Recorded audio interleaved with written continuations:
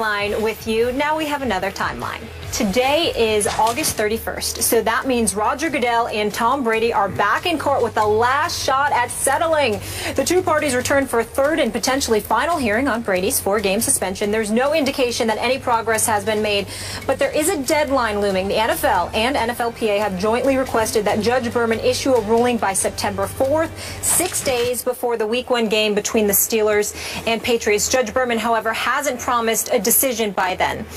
Shannon, how does this all play out? Skip, I don't know if there's any way around Tom Brady not being suspended. Both guys have dropped their 8-ton anchors. Nobody's moving. If you look, the NFL adopted a policy in 2008 saying the standard in which we're going to use in judging all cases dealing with ownerships, front office, or players would be preponderance of the evidence. More probable than not, generally aware. Yep. If you look at the Wells report, if you look at Commissioner, what he's wrote, he's always stated that it's more probable than not.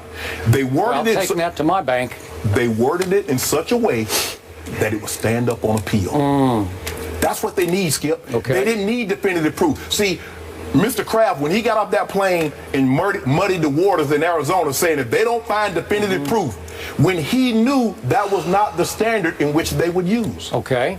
And so now, Roger Goodell has made it crystal clear, unless you accept some responsibility in this, and I'm not talking about obstruction, not cooperating with the investigation, that's not good enough for me. I need you to own up to the fact that you played a part in having those football underinflated. Did you do it yourself? No, absolutely not. But if you look at what Troy Aikman has said, you look at what Joe Montana said, you look at what Steve Young has said, all of them have said there is no way those balls become underinflated without Tom Brady's blessing. Okay. You know that, and I know that. Now, Troy Aikman he's been even stronger than I have. See, with me, it's not the message, it's the messenger. A lot of people in Boston, they don't really care for me ever since I called the National Guard. But Troy Aikman said, and I quote, Brady spearheaded and Belichick knew. That's what Troy Aikman, a 3-time Super Bowl MVP and a three-time Super Bowl quarterback and a Super Bowl I know him well. So with that being said, Skip, okay. and all these accolades that's on Brady's resume, guess what else is going to be on his resume, Skip? Suspended for conduct detrimental or integrity towards the National Football League. Okay, so you have been quoted many times on this show by the man who usually sits in that chair because you were on Stephen A's radio show. Yes. You've been quoted as saying you would not want Tom Brady in the Hall of Fame that you occupy. Are you still there? No, he deserves to be in the Hall of Fame. He's a Mount Rushmore quarterback. He's arguably, you can make a case that he's the greatest quarterback to ever play. Now, for me, the best player is either Jerry Rice or Lawrence Taylor. That's just me. Okay. But he's a Mount Rushmore quarterback. Now, whoever else you're going to add with him and Joe Montana, that's up to you. But he deserves for what he's been able to do. But this will also be on that resume. Okay. Do you believe still, to this moment, that Tom Brady cheated and lied about it? Absolutely. Absolutely. Absolutely. But if you listen to Judge Berman, he's saying well, Tom Brady's numbers were better in the second half with regulated side football. Under that argument, A-Rod's numbers are better this year than they've been in the past 3 years. And he's clean. So you can't use that argument. That's not the issue. The issue is not the outcome. Well, wait a second. A-Rod had his best postseason ever in 2009 when he was clearly cheating. But what about 10, 11, and 12? Well, I don't know. But he had one great postseason when he was on the stuff. But here's the issue. It's not the outcome. You're not punishing. Skip, they could have played with a bowling ball. They were going to beat the Colts. You're punishing intent. What did you hope to accomplish by underinflating the footballs? Okay, let me explain what has happened and drive this point home to you, because you're being so outrageously unfair, because you dug in initially when you read the Wells report, the day after you dug in with your opinion. Those opinions you're reading from those quarterbacks, I will bet you they were uttered in the next couple of days after the Wells report was out. I'd be curious to see if Troy is still as dug in as he was after he has seen what has happened and heard what has come out of Judge Berman's court. Judge Berman has shredded the credibility and integrity of the Wells report. Shredded it day after day. Two big court days. We got another one today. Shredded it. And he has pointed out again and again, you, NFL, have no direct evidence against Tom Brady. This is a court of law. Tom Brady swore under oath in the appeals process run by Roger Goodell, of course. I knew nothing about any underinflated football, that he had nothing to do with that whatsoever. So what was the conversation between him and the ball guy? What was that about? Okay, all I know is the NFL has all the texts between Tom Brady and Jastrzynski. All the texts that Jastrzynski got from Tom Brady are in the power of the NFL to go over them and say, fine smoking gun, no smoking gun. You don't need a smoking gun, Skip. Oh. That's the thing. Okay, so now you're trying to get him on a technicality because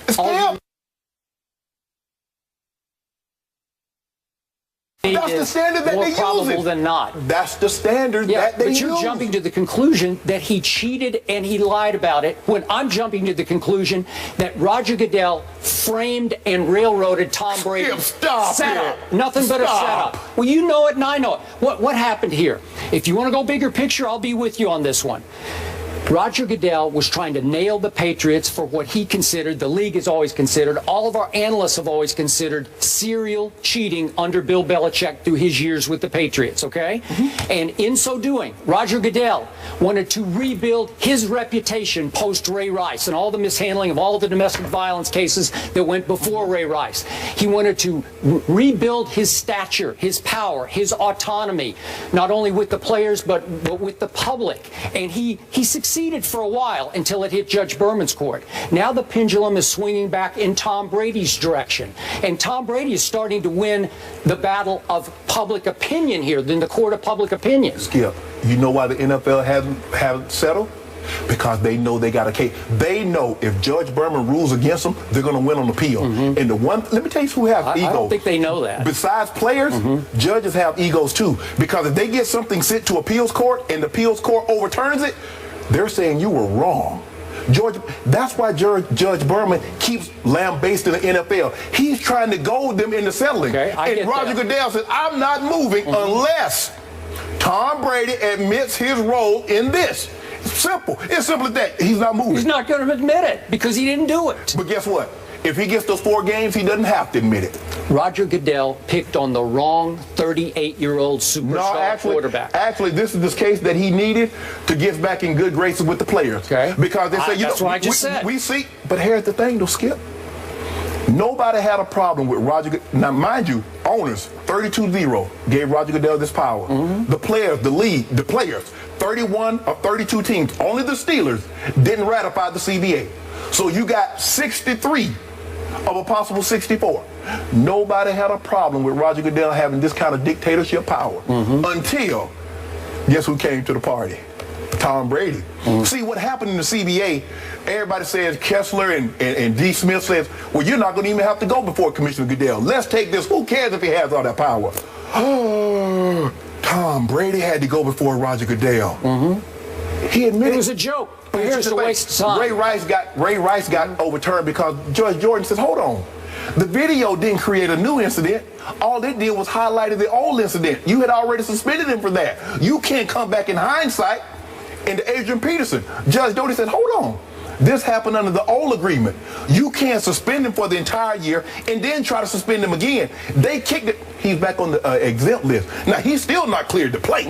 So if you think Judge Berman, I don't see it happening, Skip. I really don't. I would be shocked if Tom Brady here's what's going to happen. Is playing week 1. Okay, I will not be shocked because on Friday, I will bet you, Judge Berman will throw up his hands and say, I couldn't get either side to settle.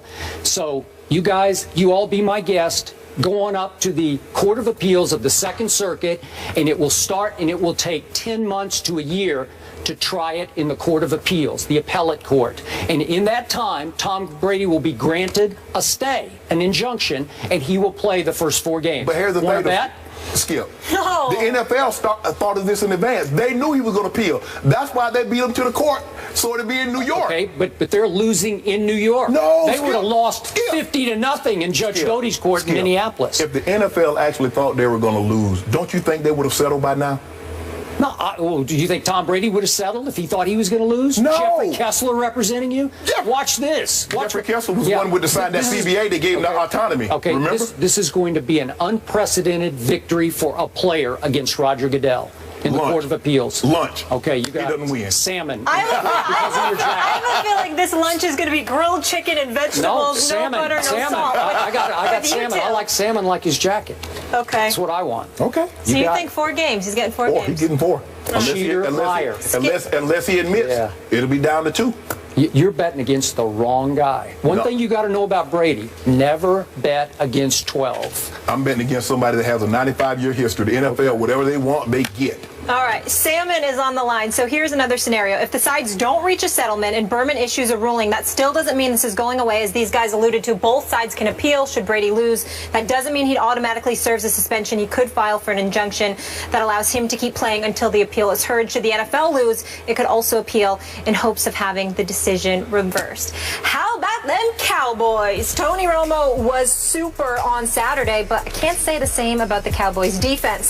Skip will tell us if he is concerned. Are you blasting my Cowboys defense? Don't get mad at me. I've got the blue on.